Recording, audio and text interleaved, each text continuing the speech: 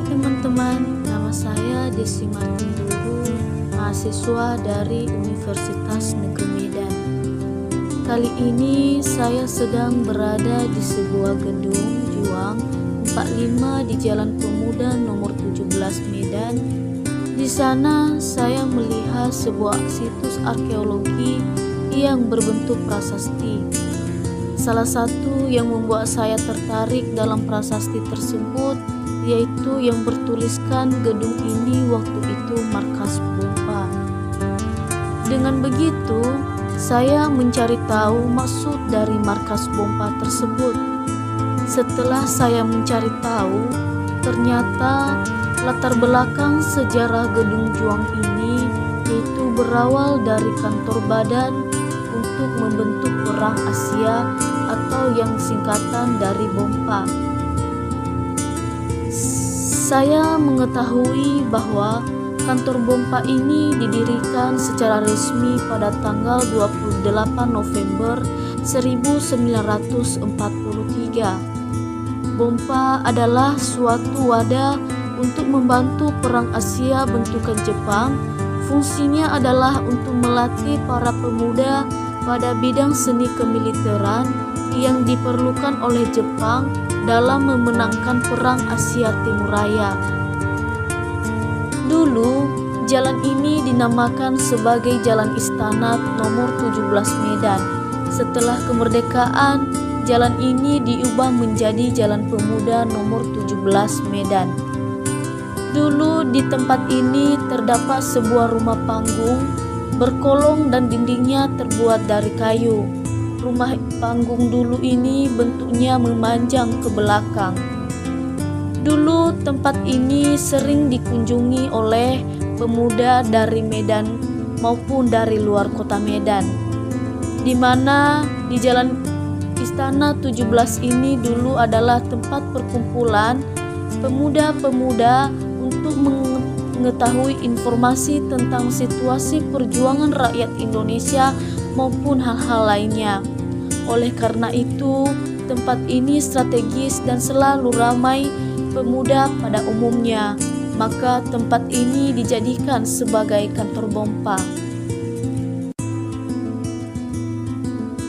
Markas pemuda yang terletak di Jalan Istana nomor 17 ini yang sekarang menjadi gedung DHD 45 Jalan Pemuda 17 Medan ini pada awalnya adalah kantor badan untuk membantu Perang Asia.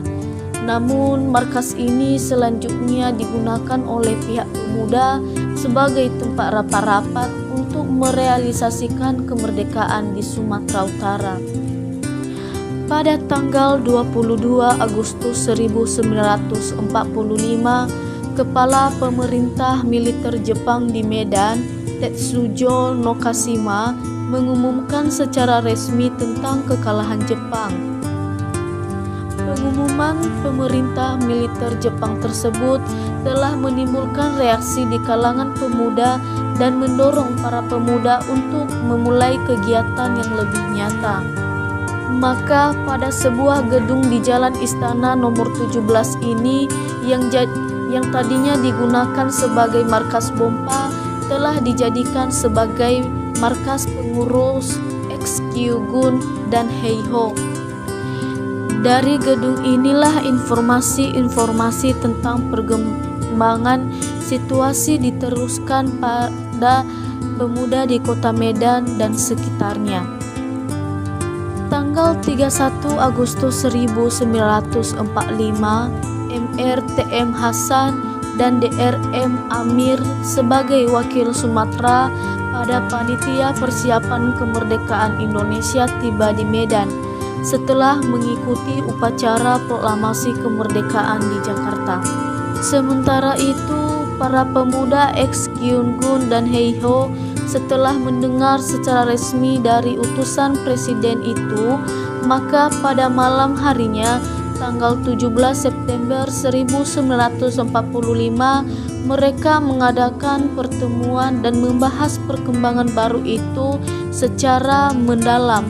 Akhirnya dari pertemuan inilah dipuruskan untuk segera memanggil tokoh-tokoh pemuda yang berada di kota Medan untuk membicarakan secara merealisasikan berita proklamasi kemerdekaan yang sudah pasti di sini. Realisasi pengumuman resmi proklamasi kemerdekaan Republik Indonesia di Medan baru dapat dilaksanakan pada tanggal 6 Oktober 1945 dalam suatu rapat raksasa di lapangan Fukaraido, lengkap dengan upacara penaikan bendera Sang Merah Putih serta mengumandangkan lagu Indonesia Raya. Sejak saat itulah lapangan Fukaraido tersebut diganti namanya menjadi Lapangan Merdeka. Jadi teman-teman, Gedung Pemuda di Jalan Pemuda nomor 17 Medan ini adalah suatu markas tempat para pemuda menggalang semangat untuk mempertahankan kemerdekaan pada saat itu. Namun sekarang ketika saya datang di Gedung Juang 45 ini sedang berantakan karena dalam masa perenovasian. Semoga gedung ini selalu membawa semangat buat kita mengingatkan bagaimana pemuda-pemuda pada zaman itu bersemangat untuk dapat memerdekakan Indonesia. Sekian pembahasan saya mengenai sejarah Gedung Juang yang awalnya sebuah markas bompa di Jalan Pemuda nomor 17 Medan ini. Terima kasih.